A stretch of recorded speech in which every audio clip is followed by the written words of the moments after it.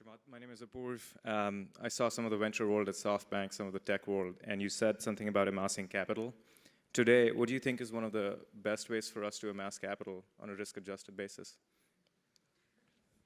I mean, the last part is just such a sellout part. Or risk-adjusted base. I don't know, fucking buy some bonds? I mean, I don't know. Here's what I would tell you, man. I think if you ask me who's building the most important indelible company in the world, I've been very public about this, I think it's Jeff Bezos. Part of what he realized was the value of slow compounding. So here's my little theory about company value creation. The faster you build it, that is the half-life. It will get destroyed in the same amount of time. And so when you think about a lot of like social businesses, that's played out. And when you see sort of like what the top, so like, you know, does it take 8, 9, 10 years to build a really great consumer business? It'll take 8, 9, 10, 12 years to destroy it. And we may see the tipping point on a couple of these businesses. Right now, we may be seeing it in front of our eyes, regulatory or otherwise. So why is that an important statement? Amassing capital, to me, is about finding a smart, useful solution to a very hard, practical problem and being slow and methodical. And again, this is what I'm saying. You have to rewire your brain for that to be okay. How do you, in year 2 or year 5, come back to this room for your, what is it called when you get reunion? And say, I'm still working on the same thing. And when somebody says, and how's it going? You have the courage to say, it's hard.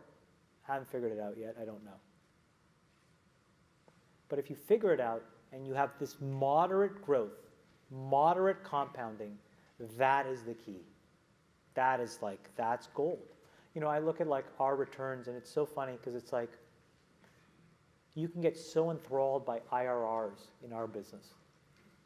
And like, you know, I have friends who run other organizations and they're like, we posted 92% IRR. And I'm like, well, you can't eat IRR.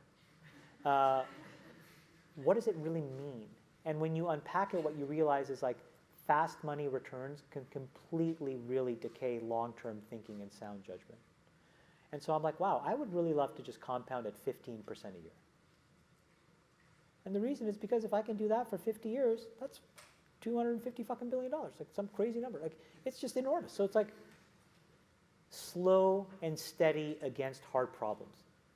Start by turning off your social apps and giving your brain a break.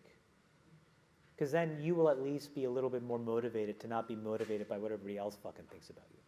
Do you know what I'm saying?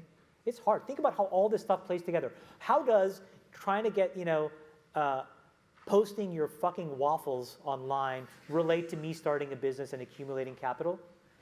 This is wiring your brain for super fast feedback. It's the same brain you're using to build a company. Don't think they're not the same. Do you know what I'm saying? No? Yes? No? Yes! Yes, right? You have one brain.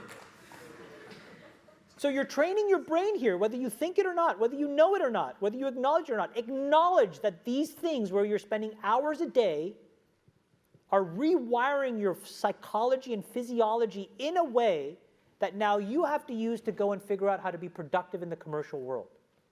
So if you don't change this, you are going to get the same behaviors over here. Change this. There's a reason why Steve Jobs was like anti-social media. I am telling you I'm not on these fucking apps. I'm not him by any stretch of the imagination. But I am proactively trying to rewire my brain chemistry to not be short-term focused. I'm telling you they're linked.